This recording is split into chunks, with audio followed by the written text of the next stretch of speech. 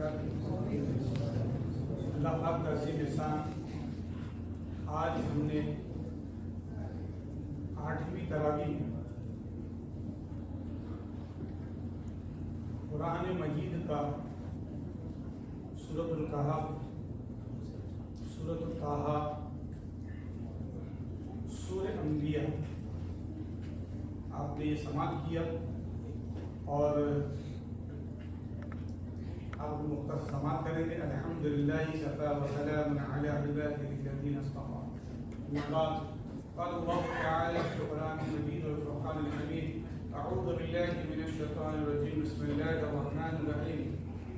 وَلَقَدْ كَتَبْنَا فِي الزَّبُورِ مِن بَعْدِ الذِّكْرِ أَنَّ الْأَرْضَ يَرِثُهَا عِبَادِيَ الصَّالِحُونَ إِنَّ فِي هَذَا لَبَلَاغًا لِقَوْمٍ عَابِدِينَ وَمَا أَرْسَلْنَاكَ إِلَّا رَحْمَةً لِلْعَالَمِينَ۔ صدق اللہ العظیم۔ درود پاک پڑھیے۔ اللهم صل على محمد وعلى آل محمد وأصحابه وبارك وسلم۔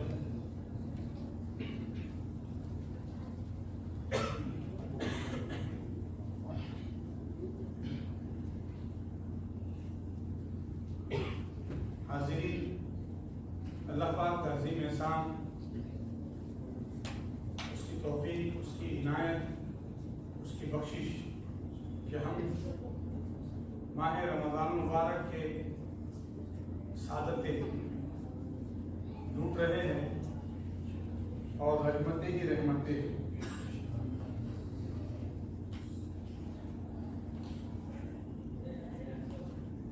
اتنے سارے مائک لگے،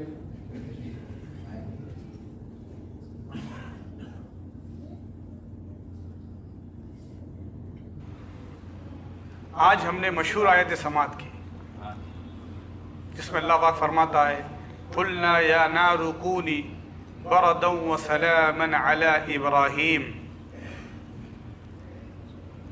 آپ سب بتا سکتے ہیں یہ آیت کس واقعے سے منسلک ہے اور کس نبی سے منسلک ہے؟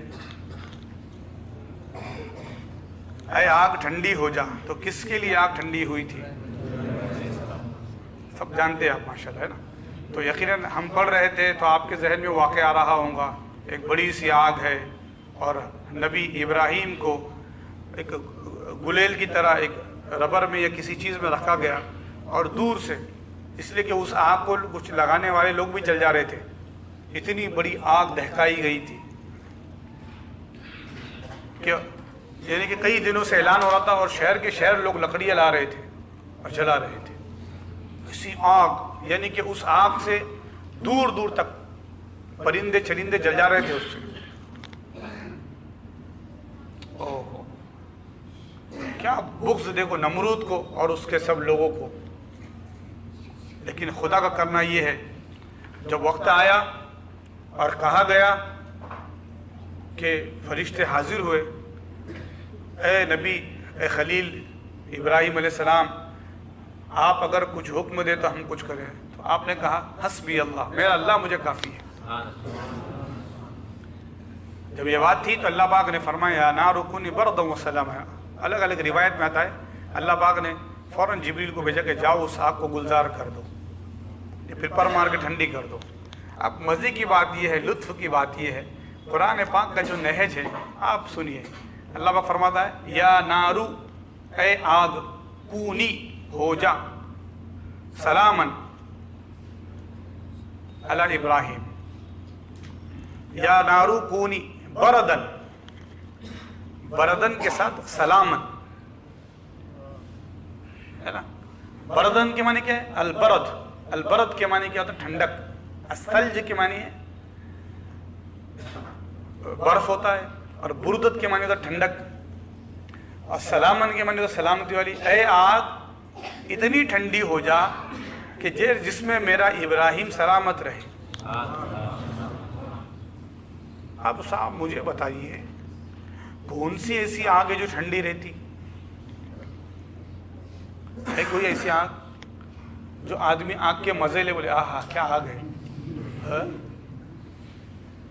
تھوڑا سا باہر نکلے تو کیسا پتہ چل رہا آپ لوگوں کو؟ دیکھو، اللہ پاک ہماری سب کی حفاظت فرمائے اس گرمی سے۔ دیکھیں ایک وظیفہ ہے، ہم نے بزرگوں سے سنا ہے جب بھی آپ دھوپ میں نکلو، گرمی میں نکلو، بہت شدت کی گرمی ہو، تو کیا کہو؟ اللہم اجرنی من النار، اے اللہ ہماری آگ سے حفاظت فرما، اجرنی من النار، تو جہنم کی بھی آگ سے اور اس دنیا کی بھی آگ سے۔ تو انشاءاللہ، کیونکہ ہم دیکھ رہے اکثر لوگوں کو دھوپ لگ جا رہی، جلاب شروع ہو جا رہے، بیماریاں لگ جا رہی، کس وجہ سے؟ یہ دھوپ لگنے کی شدت کیا ہے دھوپ میں، 44 کراس ہو گیا ہے۔ کوئی بول رہا ہے پونا میں اتنی گرمی، ارے پونا تو یہ بہت ٹھنڈا علاقہ تھا، سرسبز شادابی تھی، لوگ یہاں پہ اپنی تعطیلات اور چھٹیاں منانے آیا کرتے تھے۔ اب ایسا ہو رہا لوگ یہاں سے چھٹیاں منانے کہیں اور جا رہے، کیوں؟ یہ سب کانکریٹ جنگل ہو گیا، سب پہاڑ کاٹ رہے، درخت کاٹ رہے، پہاڑ کاٹ رہے، درخت کاٹ رہے، عمارتیں بن رہی، کیا گورنمنٹ کا حساب بھی کچھ سمجھ بھی نہیں آ رہا۔ پالوشن ختم کرنا ہے بولے، ایک آدمی کے پاس 4 گاڑیاں، ارے آپ دیکھو نا بھائی، پورا آپ کے پاس سروے ہے، ایک شخص کا گاڑی ہے، پھر وہ دوسری گاڑی لے رہا، پھر تیسری گاڑی لے رہا، ایک گھر میں کتنی گاڑی ہونا چاہیے، کاریں کتنی ہونی چاہیے، پورا حساب کتاب ہونا چاہیے۔ کوئی نظم نہیں ہے، خالی بکھرا مال، چلنے تو RTO چل رہا ہے، یہ چل رہا وہ چل رہا، ارے کیا تماشا ہے۔ شہر میں ٹریفک کتنا ہے، پولوشن کتنا ہے، آلودگی کیا ہے، آپ دیکھ رہے ہوں گے نا، تمام فلائٹ رد ہو گئی، بچوں کے اسکولیں، ابھی جین میں فیب میں ہوا تھا، دلی کے اندر، دہلی میں پولوشن اتنا ہوا کہ گھروں میں رہنے کے لیے کہہ دیا گیا۔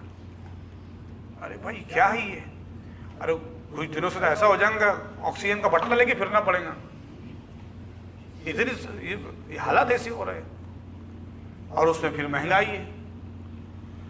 تو ہم غور کریں، یہ تھوڑی سی یہ آلودگی ہے اور تھوڑی سی شدت اور گرمی ہے، اتنے دور سورج ہے اور دوپہر میں سارا سناٹا، کچھ نہیں ہے، تو کیسی وہ آخرت کی تپش ہوں گی۔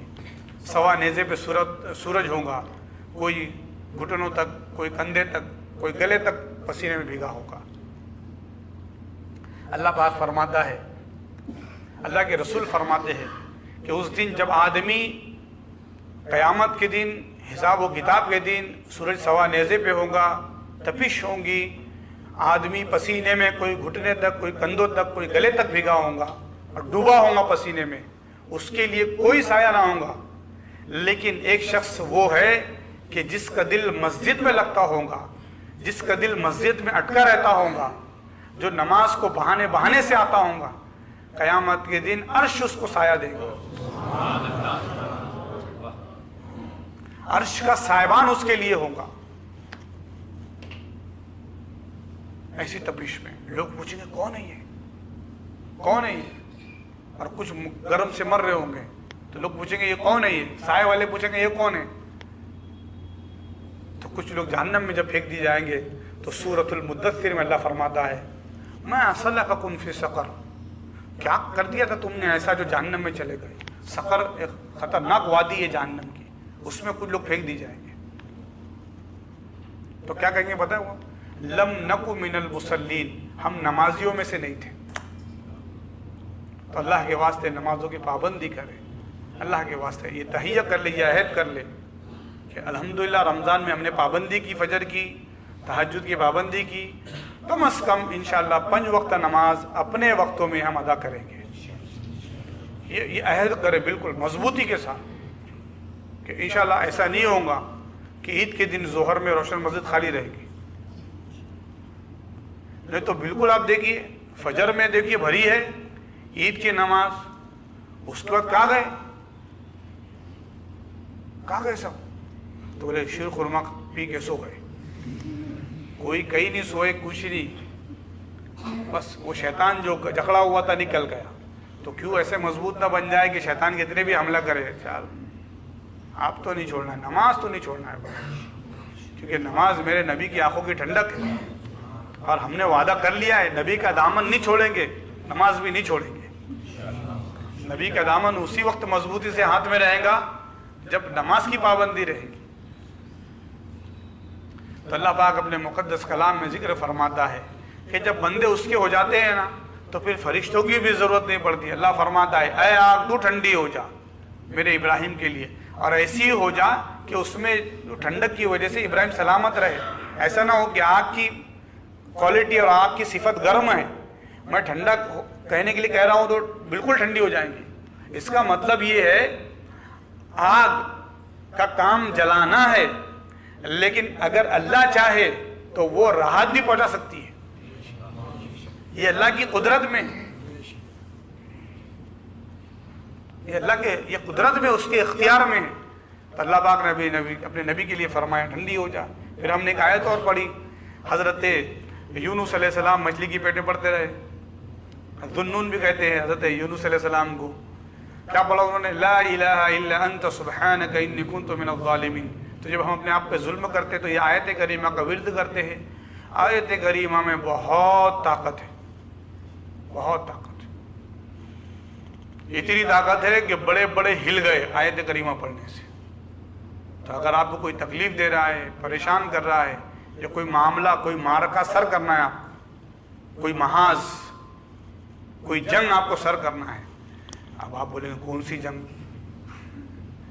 جنگ آپ کو علم کی جنگ ہے، آپ پڑھ رہے ہیں، علم حاصل کر رہے ہیں، تو علم کی جنگ آپ کو آگے عبور کرنا ہے، آپ چاہ رہے ہیں کہ کچھ حاصل ہو جائے، تو آپ یہ پڑھ سکتے ہیں، لا الہ الا انت سبحانک انی کنت من الظالمین۔ اور پھر سورہ انبیاء میں دیکھیے، نبی نوح علیہ السلام کا ذکر، نبی یونس علیہ السلام کا ذکر، نبی موسیٰ کا ذکر، نبی ہارون کا ذکر، نبی اسماعیل کا ذکر، نبی ادریس کا ذکر۔ آئے آئے وَذْكُرْ فِي الْكِتَابِ ادریس۔ ہاں آج تو ایک اور سورہ پڑھے ہم نے، سورہ مریم، سبحان اللہ، آئے آئے کیا پیارا سورہ ہے۔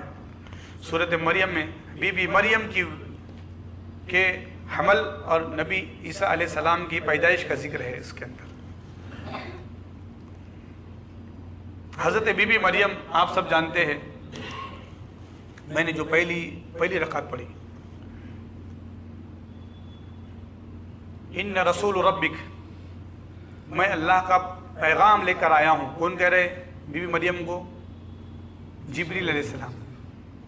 لِأَهْبَ لَكِ غُلَامًا زَكِيًّا، لِأَهْبَ، میں تم کو ہبہ کروں گا، میں تم کو عطیہ کروں گا، میں تم کو گفٹ دوں گا، میں تم کو تحفہ دوں گا، غلامً زکیہ، ایک انٹیلیجنٹ بچے کا تحفہ دوں گا آپ کو۔ کون کہہ رہا ہے؟ جبریل علیہ السلام۔ آئے آئے شرک ہو گیا بھئی، یہ تو بھئی بچہ تو اللہ دیتا ہے، اولاد تو اللہ دیتا ہے نا۔ قرآن کا نہج سمجھے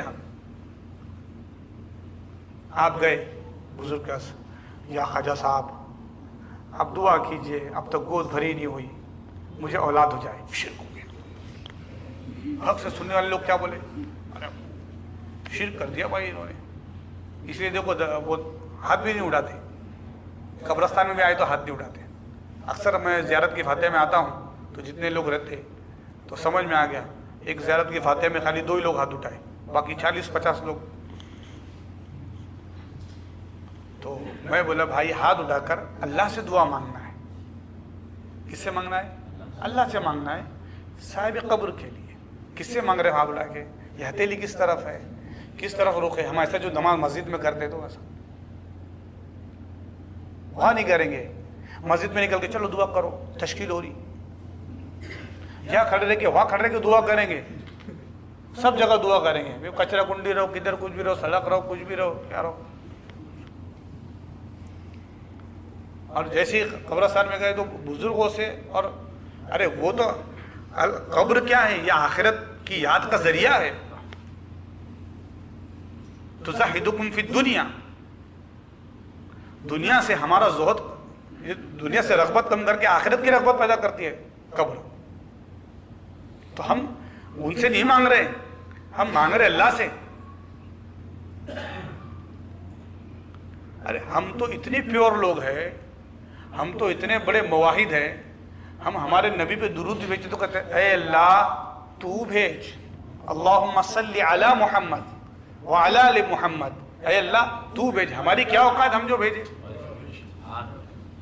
تیری حبیب کی شان تو جانتا ہے، اپنے شان کے مطابق تو نبی پہ رحمت بھیج، ہم تو بھیجتے نہیں۔ ہم سلام بھی جو پڑھتے نا، یا نبی سلام علیک، یا رسول اللہ آپ پہ سلامتی ہو، کس کی سلامتی ہو؟ ہم بھیجتے کہ سلامتی अल्लाह की सलामती हो आप पर। तो आप देखो कन्फ्यूजन देखिए आप कितना हो जाता है।